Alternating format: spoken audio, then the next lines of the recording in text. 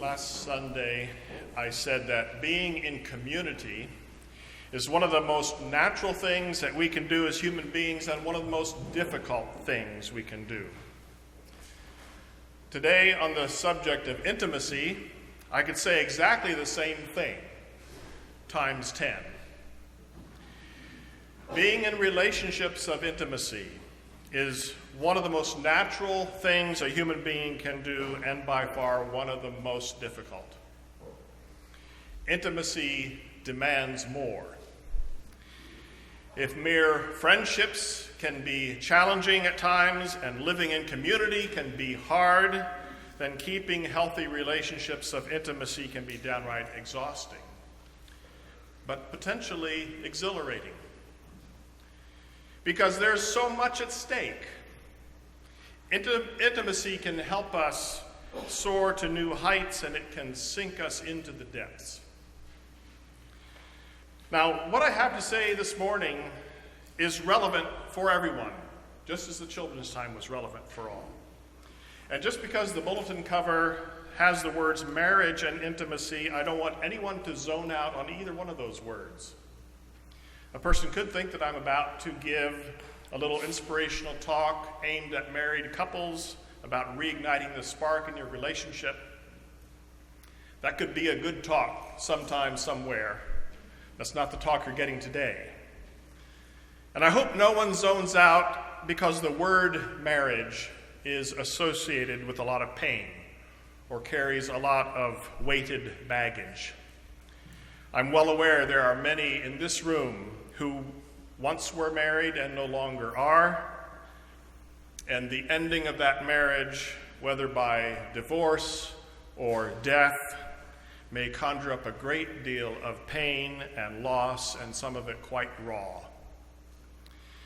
Others may be married, but right now are suffering within that marriage, with no easy solution in sight.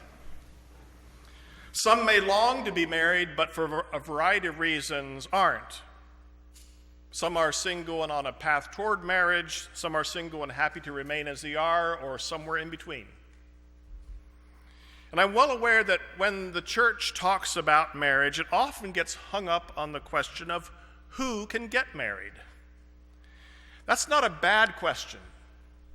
I'm all in favor of having an honest and civil and faith-informed conversation about marriage, rights, and qualifications, but that's not the topic this morning either. The word intimacy could also make some of you zone out. Most of the time when the church has a conversation about intimacy, it zeroes right in on sexual intimacy.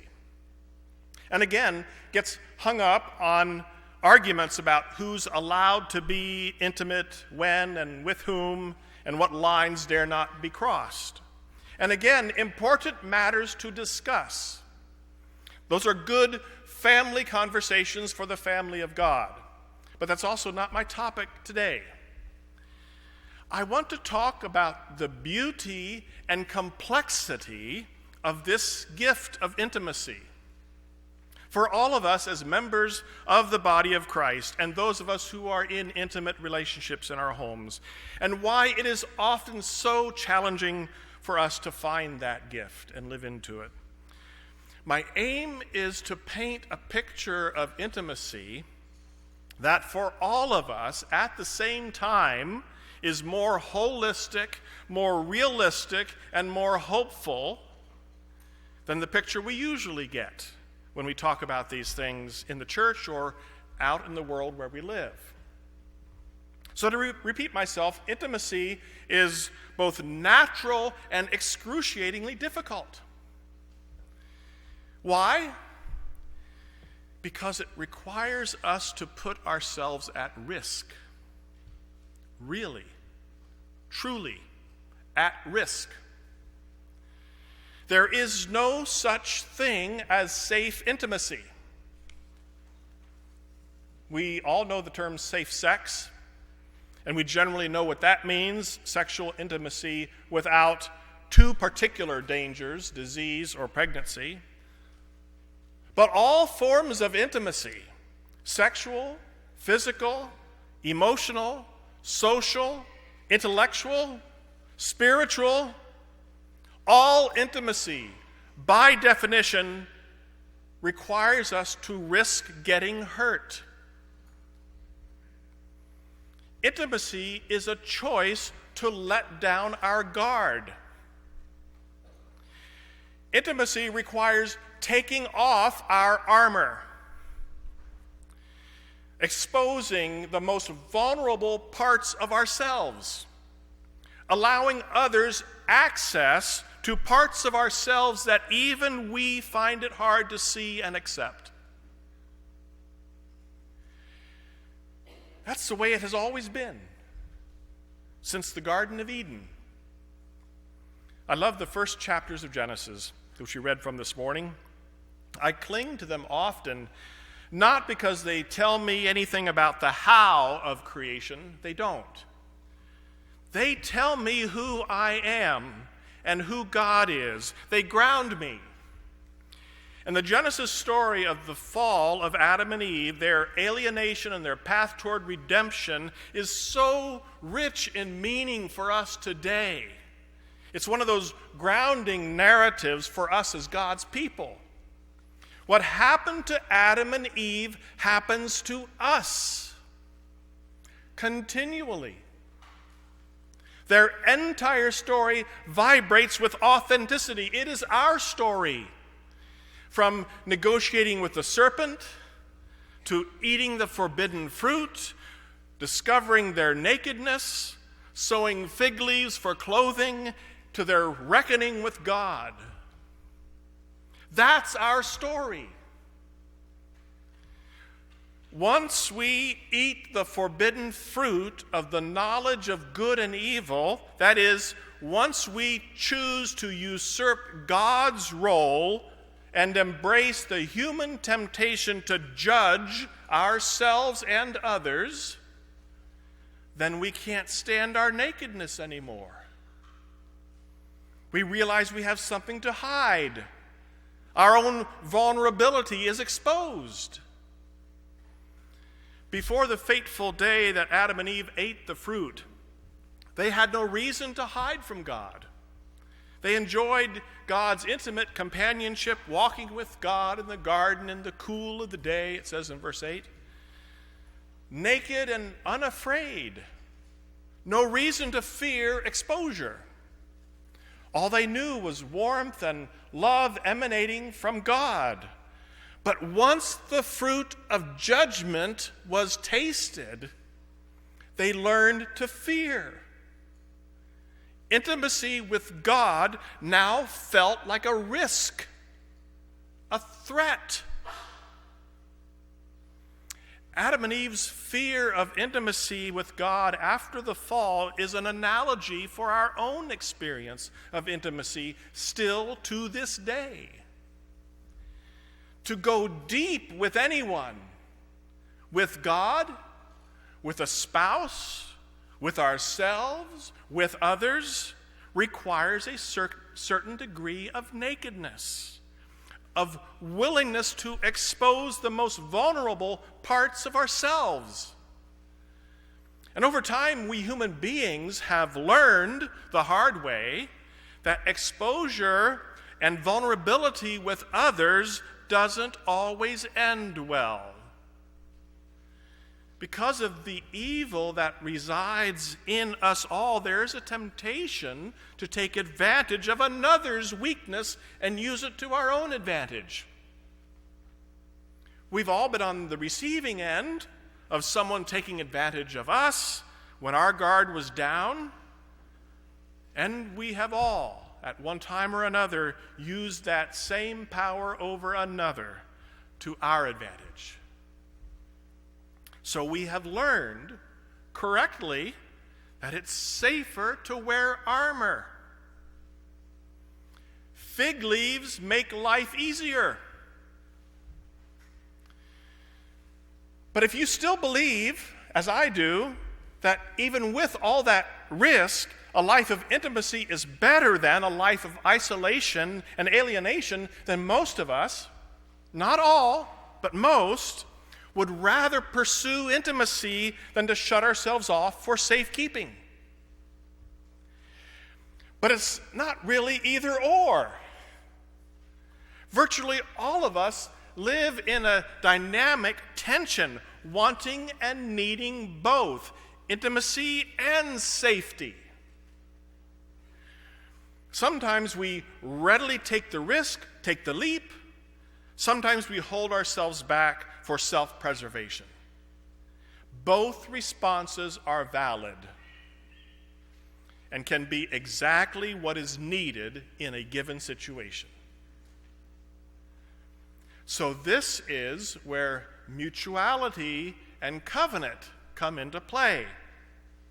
Mutuality, equality, and public promise-making and promise-keeping make intimacy more safe than it would be otherwise. There's a reason why, for much of human history, institutions like marriage or something similar to it have been practiced by societies, modern and primitive. True mutuality and the support of the larger community and public promises give otherwise reluctant people the courage to go where danger lurks, into a private space where it would be easy to be hurt. At its best, the church has had sound reasons to object to sexual relationships outside of marriage. I don't buy, or at least I don't totally buy, the argument that the church is only pushing some antiquated purity ethic, or that we are only motivated by a revulsion to the body and sexuality, or that we only want to enforce rules, a list of do's and don'ts. Unfortunately, I think that argument often does ring true for some churches, and many times in our own history. We have to acknowledge that. We have gotten hung up on the minutiae. We have sometimes just made rules and not talked about it, end of subject. We have sometimes gotten obsessed with the sexual immorality of a few and conveniently ignored other, more pervasive immoralities that bedevil us all.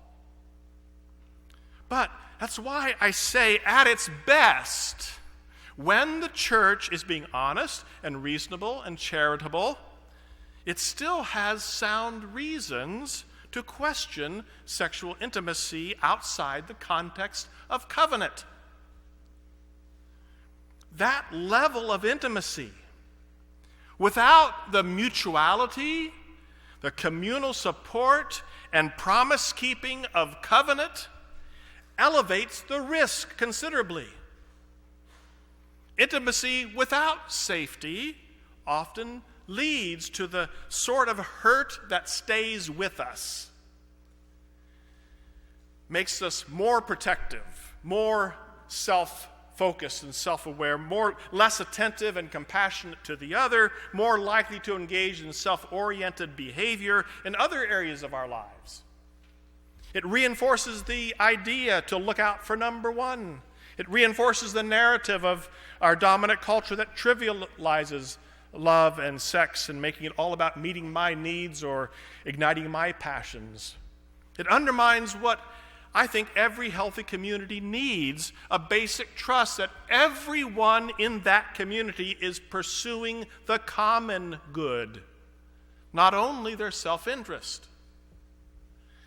So there are, I believe, sound, rational, communal, and theological reasons why the church encourages intimacy and covenant to go together.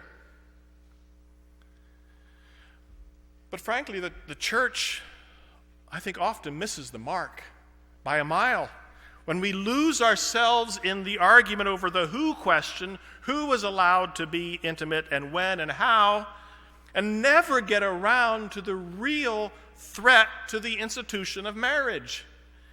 That is the rampant individualism that pervades our sexual ethic and affects all our lives. I think one reason this is hard to talk about is that even with that added safety of covenant, even then, be it marriage or some other binding agreement between individuals, intimacy is never entirely safe. The deepest wounds that many of us suffer will be at the hands of persons closest to us. Because hurt, in the context of an intimate relationship, comes not only from the act of injury itself, it is multiplied because of the breaking of trust. If my intimate partner injures me, my wound is deeper because it not only hurts me individually, it breaks open a place of safety and security that I was relying on. Trust is like a tower of building blocks, the kind of blocks I like to play with along with the kids on Thursday nights at Kids Club, and sometimes in the privacy of my own home. A tower of trust can fall down in an instant. It will take much more time and patience and more gentleness and more attentiveness and more care to rebuild it. The truth of the matter is, intimacy is hard and risky and doesn't always end well, even with the added safety of covenant. But a full and meaningful life will be beyond our grasp if we don't somehow make room for intimacy in the many and varied forms that it comes in. If we aren't willing to let down our guard, to let our vulnerability be seen and known and open ourselves to the possibility of being hurt, then we won't know that full life that we were created for. Even in the best of marriages, and I feel blessed to have what I think is a very good marriage with Irene, even in our marriage, hurt happens. Sometimes I get hurt. Other times, probably more often, I do the hurting. There are times, to my shame, when I see a weak spot and aim for it to score a point in my favor. But because we have both decided that we are both all in this relationship, that we are both allowed to be real, both allowed to voice our needs, both allowed to reveal our weakness to the other, and that we are both committed to take the vulnerability of the other and not use it to our advantage, but work together for the healing of the whole. Because of that commitment, we've been able, so far, to rebuild when the tower of blocks, or at least a section of it, gets knocked down for a little while. No intimate relationship is perfect. There will be wounds and occasional betrayals of trust. But I would not want a life that doesn't include taking that risk, because the reward is the kind of life we were created for. Jesus exemplified that kind of life with his disciples. In Mark 8 this morning, did you hear this dynamic at work as Sammy read that text? Jesus aimed deep with his disciples. He was not interested in the superficial. He taught and demonstrated a life worth dying for. Whoever wants to be my disciples must deny themselves and take up their cross and follow me. Whoever wants to save their life will lose it, but whoever loses their life for me and for the gospel will save it. In any deep and intimate relationship, sexual or otherwise, if your aim is to preserve your interests at all costs, that's what it will cost. All. Your life. But if you are able and willing to risk loss for a greater good, you have a chance to get the life you were made for. That's the stewardship part of this equation. Intimacy is a gift being extended to us, and we weigh the costs, the benefits, the risks, and decide whether to invest in it or not. Now, I don't want anyone to go from here with a notion that self-sacrifice in intimate relationships is unconditional. That we're all called to just keep giving and giving until there's nothing left to give. That's what leads to abusive relationships. Sexually, physically, or emotionally abusive relationships. And there's no place for that, ever. I'm not an advocate for saving a marriage at all costs.